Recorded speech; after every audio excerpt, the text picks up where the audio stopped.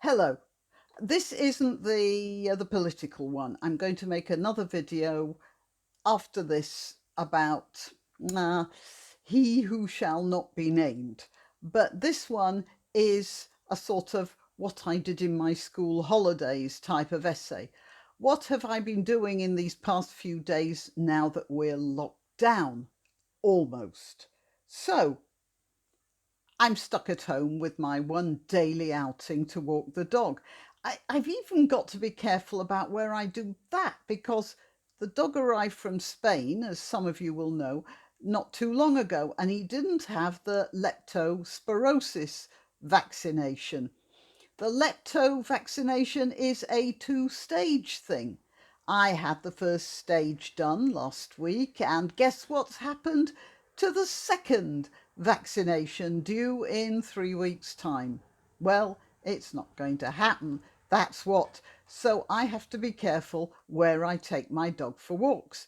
Anywhere in the country or in the woodland is completely off because that's where there are rats, and rats carry lepto.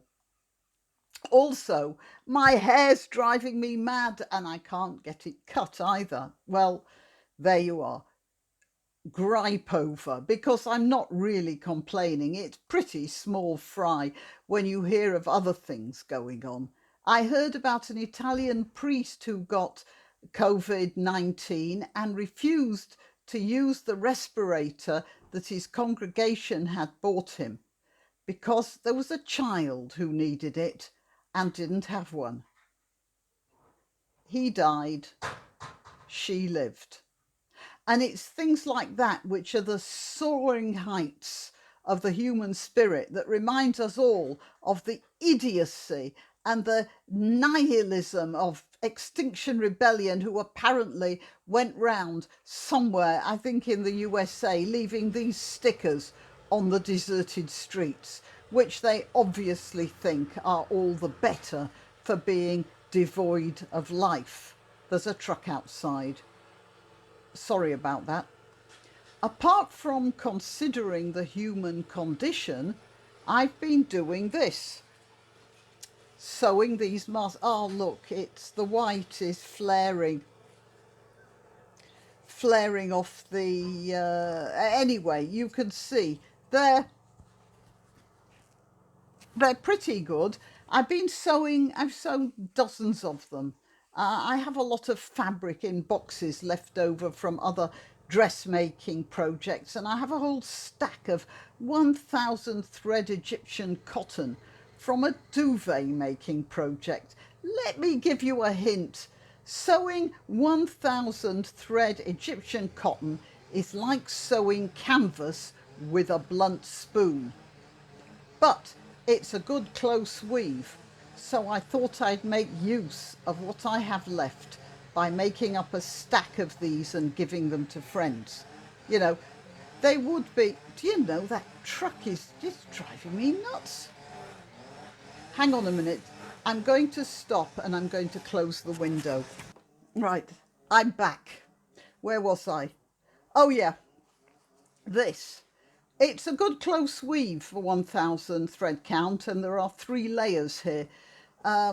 So they would be quite protective, actually. Of course, they don't protect infection from getting into your eyes, but you never know when you might need a mask, and you certainly can't buy them in the shops now. So there's always a chance they'll come in handy for someone, and I thought...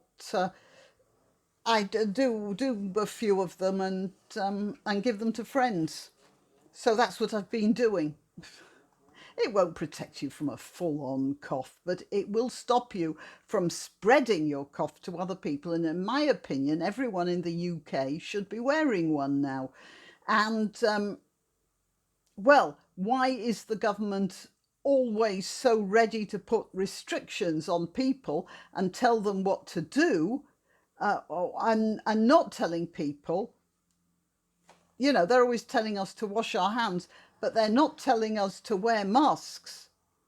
And you know why they're not telling us to wear masks when we should be? Because they don't have enough for everyone.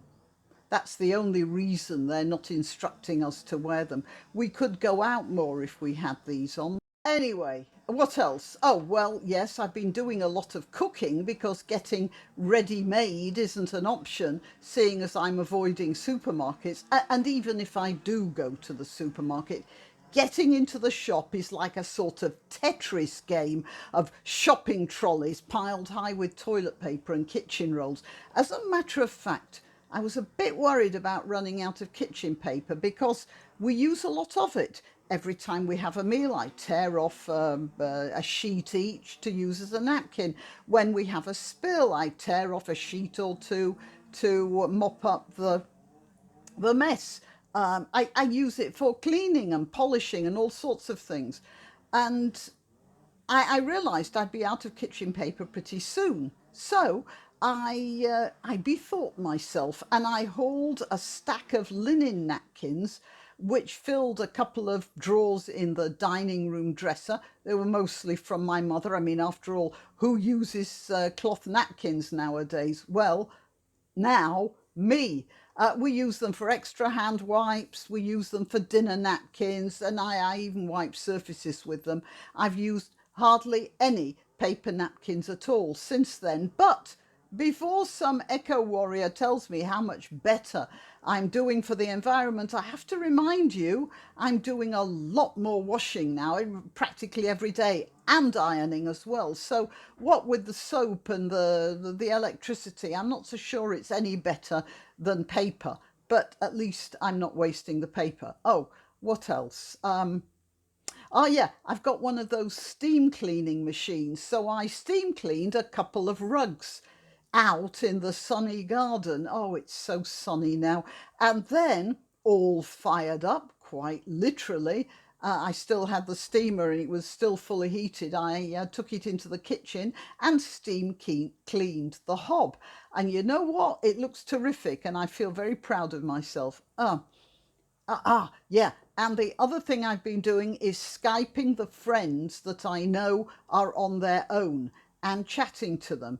I've a lot of friends who are widowed or divorced, and they must be feeling that isolation especially keenly now, particularly because they can't even socialise with their children and grandchildren. So this is a good opportunity to keep in touch. And, one of my friends said something yesterday evening that really made me think about what's going on right now.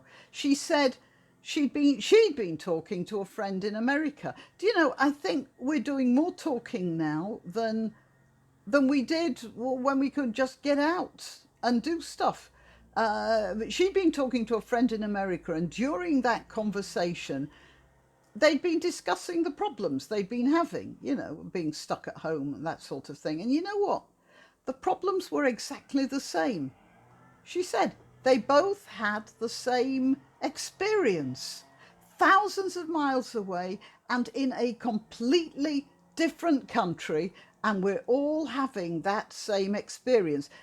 Just think of that.